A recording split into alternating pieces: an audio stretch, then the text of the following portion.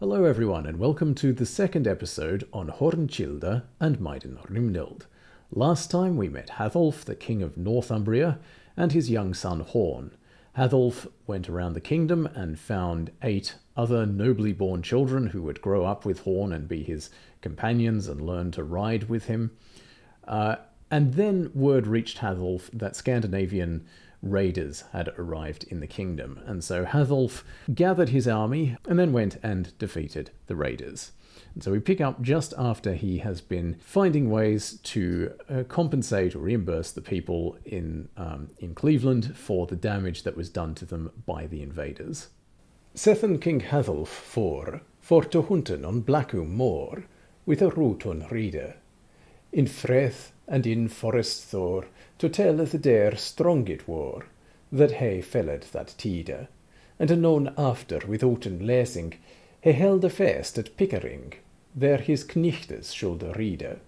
And Sethen to York was nocht to line, Arlaund come him again, and Horn his son with prede. Afterwards, so after the battle and providing compensation for the people who have been victims of the Danish marauders, after that, King Hatheolf went to hunt in Blackum Moor. I'm actually not quite sure what this place is. My apologies. Perhaps those with a better knowledge of British geography than I can supply the name. So he went to hunt with a fierce company.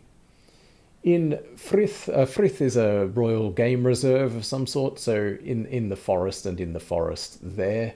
To count the deer or the animals, it were difficult. So it were difficult to count all the animals that he felled that time. And then, after, without lying, he held a feast at Pickering, where his knights must ride. And afterwards to York, it was not to lie, so to tell the truth, Arlaund came towards him, and Horn his son with pride. King Hatheolf took the children out, that he had his son betaucht, and gan to weep anon.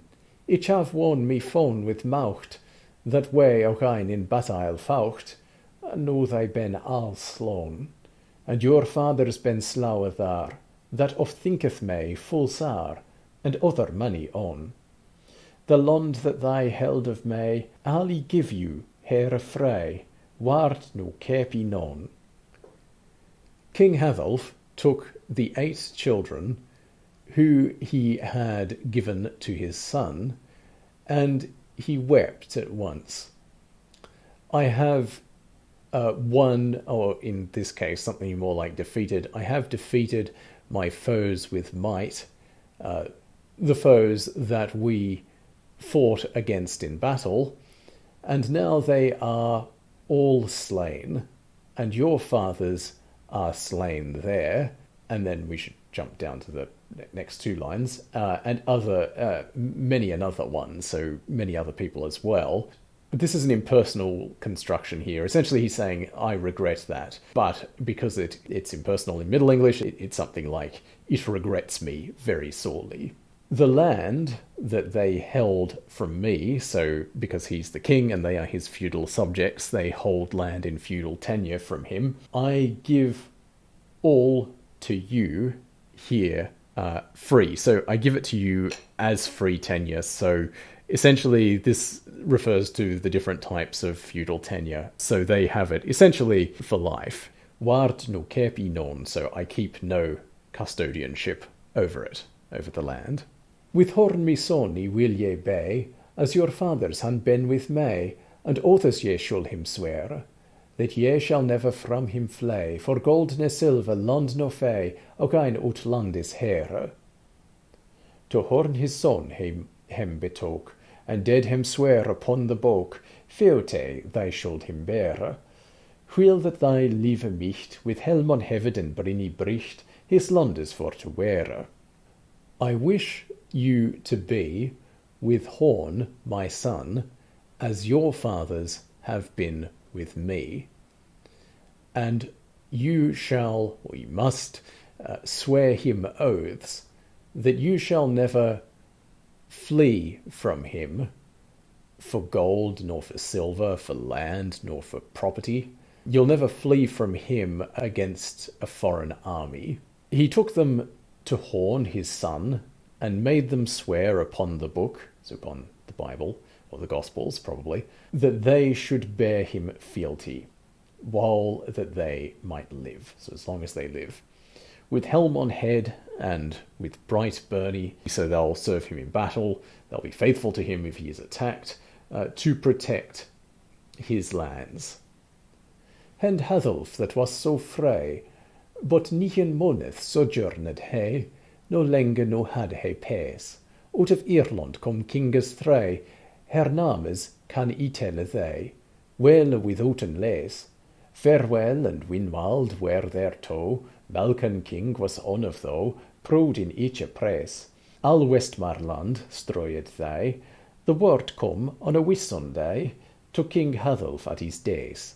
Noble Hatheolf, who was so noble, he remained but 9 months. He had peace no longer.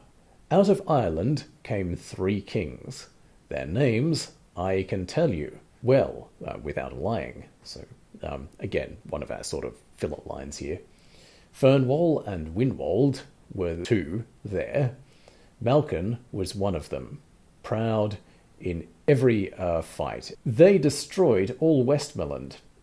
The word came on a Whitsunday, so on a Pentecost, to King Hatheolf at his dais. He bade the harper leven his lie, for us behoveth another ply, buske armor and stede. He sent his son, nicht and I, also fast as he may, his folk to battle bede. Bid him that they come to me, all that hold her land free. Help nu at this need, better manly to be slain, than long to live in sorrow and pine, ogine outlandis thed. He bade the harper to leave his lay, so the song he's playing, for it behoves, for another play, another game behoves us. Ready armour and steed. He sent his messenger night and day, just as quickly as he could, to bid or command his people to battle.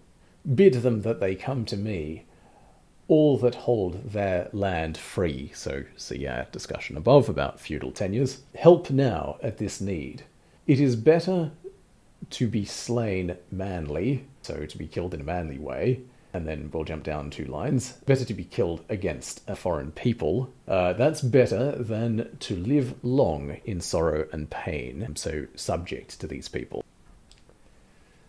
They busked him well hastily, to come to the kinge's cree, within 11 nicht, that every strait and every stee, gleesed there they rieden be, of her brinnies bricht, and 7 to Steiner's moor they rode. The route was both long and broad, to fell though fie and ficht. All that nicht dwelled thy, till a morwe that it was die, the barons of great micht. They readied themselves very hastily to come to the king's cry within 11 nights, so that every street and every lane or road shone or glistened where they rode by from their bright burnies, their body armour. And afterwards they rode to Staines Moor. The army was both long and broad, long and wide, to fell the doomed in the fight. All that night they dwelled or waited until it was day in the morning, the barons of great might. The Irische Oost was long and broad, of Steinersmoor there they rade. They gaf a cry for prede, and Hatheolf him abade, swich meeting was never mad, with sorrow on each side. Richt in a little stund, 60,000 there lied to ground, in herd is noch to heede. King Hatheolf slough with his hand, that was comen out of Ireland, 2 kinges that tide. The Irish host was long and broad. On Staines Moor, where they rode, they gave a cry for pride, so a shout. Noble Hatheolf endured them, so he held up against them. Such a meeting, such a clash was never made, with sorrow on every side. Surely, or directly straight in a little while, 60,000 were laid to the ground. In the hall it is not to be hidden in the hall. King Hatheolf slew with his hand 2 kings that time, 2 kings that had come from out of Ireland. King Hatheolf was well woe, for the Irisa oast was many and mo, with Childe and with spear. Full long 7 manside so, when men should to battle go, 2 men micht own dare. Thy King Hatheolf faucht fast, King Malcolm sticked at the last, his stead that should him bear. No shall men find kinges few, that in battle be so true, his lond for to wear. King Hatheolf was well woe, so he was very sorrowful, because the Irish host was many and more, with shield and with spear. Very long since, so long afterwards, people said so they said this. So when men must go to battle, 2 men might or can injure 1. So it's not for fault on Hatheolf's part, he's just outnumbered. Though King Hatheolf fought fast, fought strongly or something like that, fought fiercely, King Malcolm stabbed or pierced at last his steed, so King Hatheolf's horse, the horse that should bear him. Now shall men, so in these days, now in our present time, shall men find few kings that are so true in battle to defend his land.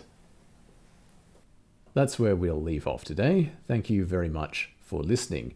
Now, thanks to Craig on Facebook, who has asked a pretty good question, and that is, where does this text originate? So I said in my introduction to the text that the language is simpler and more straightforward than Lorman, or at least easier, if not simpler, but it's easier to us as modern readers than Lorman's English is. And so Craig asks why that might be the case. So where does this text and its dialect come from? Well, dialect and region is one part of that question. The other question is time and also style. So Lorman's language is more difficult because, one, he's writing in a West Midlands dialect that is perhaps less familiar to us today, but he's also writing, depending on when you date Lorman, anywhere between 50 to 100 years before this text. But then Lorman is also using a deliberately archaic style of English, so he is imitating Old English. In the case of Holding Childe, the dialect seems to be the London dialect, so the dialect that Chaucer would speak, but several generations before Chaucer's writing. This is interesting because we would expect to find a northern provenance for the text, given the extent to which it is set in the north and emphasizes its northernness. But we don't find too much linguistic evidence of this northern setting, which is curious. But yeah, thanks Craig for the question. It's a good question and certainly an interesting one. So if anyone else has any comments, questions, corrections, or suggestions, please don't hesitate to get in touch. You can do that either by way of the comment sections below this video or on the Facebook page that you will find linked in the video description. All the best, and I'll see you next time.